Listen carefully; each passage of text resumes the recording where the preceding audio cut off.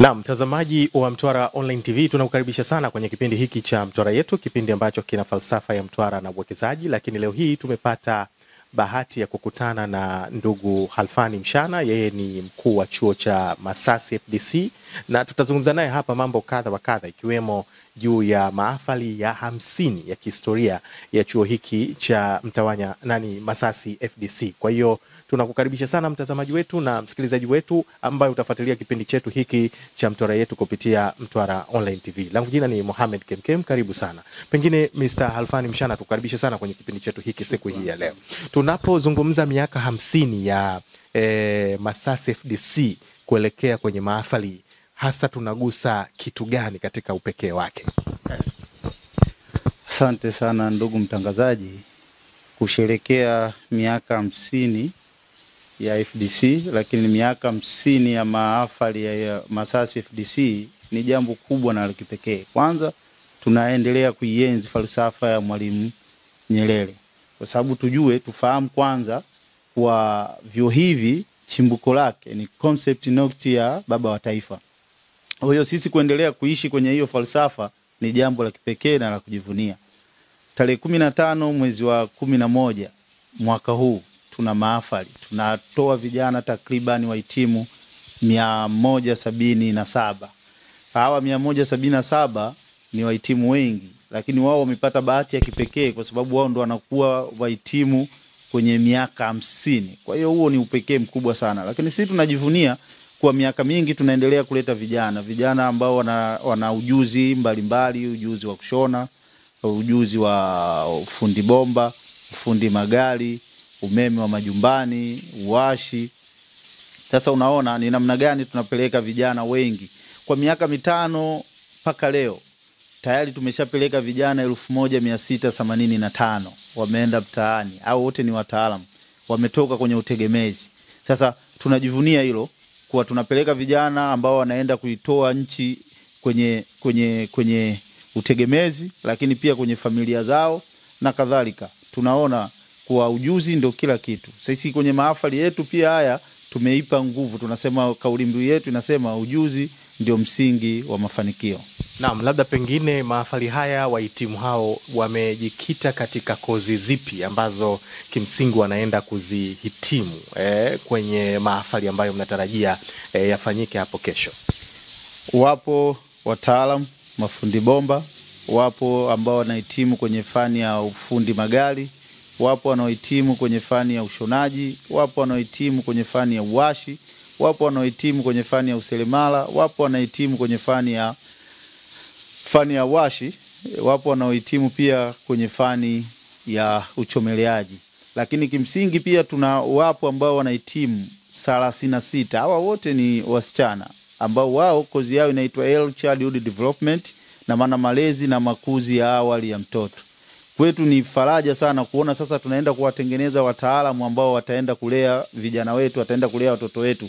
Tunafahamu mihangaiko imekuwa mingi kwa wazazi. Zamani sisi wengine ambao tulipata bahati ya kukua enzi hizo za nyuma tulikuwa tunalelewa na mabibi.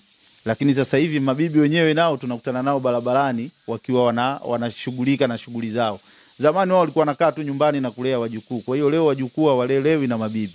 Ni nani wa kuwalea wajukuu? Tunachukua tu wafanyakazi hawa wa kawaida ambao hawana misingi ya malezi na makuzi.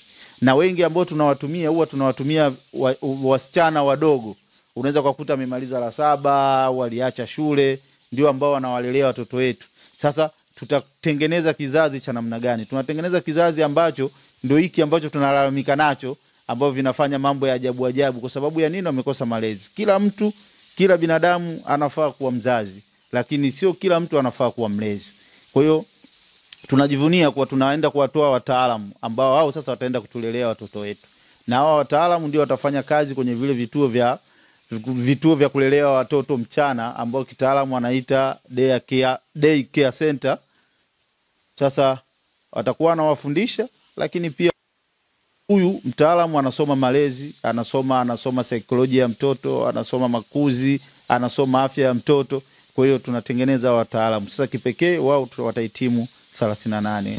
Naam, labda pengine kesho kutakuwa na upekee wa aina gani, hususan mgeni rasmi, lakini pia matayarisho mlioyaandaa ili kuhakikisha tukio hilo linakuwa la aina yake, kuendana sanjari na miaka 50 hii ambayo historia inaenda kuandikwa? Lina standard kubwa, naweza kuita standard ya kimataifa, kwa sababu hatujawahi kufanya mahafali yenye mtindo huo. Tutakuwa na wasanii tunaita wale A-list. Tutakuwa na wasanii wakubwa, tutakuwa na msanii wa Mtwara ambaye ni mkubwa Dogo Sizzo, lakini tutakuwa na msanii Kinata MC, huyu ni A-list. Tumeona kwenye kampeni zote za mgombea urais wa Chama cha Mapinduzi, amezunguka nchi nzima. Kwa hiyo ni kipekee, ana ratiba ngumu, lakini kipekee tumempata naye atakuwepo. Na hivi ninavyozungumza tayari ameshatoka Dar es Salaam, anaelekea Masasi. Lakini pia tutafanya documentary. Hatujawahi kuonesha documentary live pale ili wananchi wajue. Unajua watu wanapokuja kwenye mahafali wanakuja tu kwenye sherehe, lakini wengi hawajui nini na nini kinaendelea. Kwa hiyo tumeandaa documentary maalum itaonyesha vijana wetu. Na hiyo documentary imegusa ambao wanaendelea na masomo, lakini imegusa ile product ambayo tuliitoa. Je, tuliwatoa kwenda mtaani wanafanya nini? Tumewatoa wanaenda kwenye lengo ambalo tulikusudia, au wapo mtaani tu wanazurura? Kwa hiyo tutawaona ambao wamefanikiwa. Na tunapozungumzia ujuzi, unampa fursa ya kujiajiri na kuajiriwa. Sasa wapo ambao wamejiajiri, na kilichonivutia wapo ambao wamejiajiri lakini na wenyewe wameajiri wengine. Kwa hiyo sisi kwetu tunajivunia kama Masasi FDC kwa tulichokifanya kimezaa matunda. Naam, sasa labda pengine sasa tunapoizungumzia Masasi FDC, wahitimu wataondoka siku ya kesho, lakini unawaambia nini wadau wa mkoa wa Mtwara na viunga vyake na watu wa Masasi kwa ujumla? Baada ya toleo hilo, mmejipangaje kuendelea kuwahudumia vijana ambao tunaamini kwamba ndio taifa la kesho katika eneo hilo, ili kuweze kuendelea kukitumia chuo hicho na kukiona ni kama ni chuo ambacho ni tunu ambayo baba wa taifa alicheza na falsafa yake, ili kuendelea na wao kuendelea kutumia vyuo hivyo ili waweze kupata manufaa zaidi? Tumejipanga. Kwanza tutakuwa na kuongeza kozi mpya, na maana tutakuwa na kozi ya tehama mwakani, kwa sababu dunia imebadilika, imejikita kwenye mawasiliano na teknolojia ya habari. Lakini tutakuwa na kozi nyingine ambazo sasa hizi kozi tunasema ni outreach. Tayari wataalamu wangu wamejipanga vizuri. Kuna watu wanashindwa kufika, lakini tuna uwezo kumbe wa kwenda kukutana nao, tukawapa mafunzo ya siku 2 siku 3 wakajua. Mfano mathalani, tuna wadau wengi wakulima wa korosho, lakini hawana nani ya ujasiriamali. Kwa hiyo sasa hawa hatuwezi kuwaweka muda mrefu. Unakwenda kule walipo, unawapa ABCD kwa bwana, kwenye ujasiriamali hizi korosho zenu mnatakiwa mfanye 1 2 3.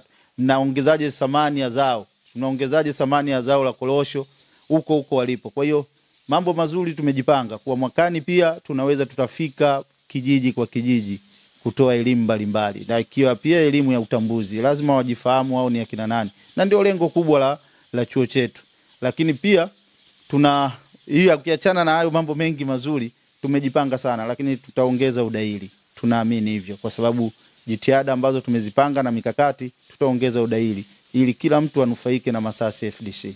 Naam, sasa wito wako sasa kwa wadau mbalimbali ndani na nje ya Mtwara kuelekea hiyo siku ya kesho, siku ya mahafali ya aina yake, una wito gani kwao, lakini nini ambacho unaweza kusema kwa kumalizia? Kwanza wafahamu kutokana na ukubwa wa mahafali haya, mgeni rasmi sisi tutakuwa na Lecho Kasanda, DC wa Masasi. Lakini pia tutakuwa na viongozi wengi. Tumetoa mialiko wengi na wengi wameconfirm. Takriban viongozi mashuhuri mbalimbali 75 watahudhuria. Kwa hiyo ni idadi kubwa pia. Lakini pia tunatoa wito watu wa Masasi na viunga vyake pamoja na Mtwara waweze kuhudhuria. Kuna mengi watajifunza. Lakini kubwa zaidi pia, fomu zetu sisi tunatoa kwa shilingi 10,000. Lakini kwa kesho tunapunguza, tutatoa kwa shilingi 5,000.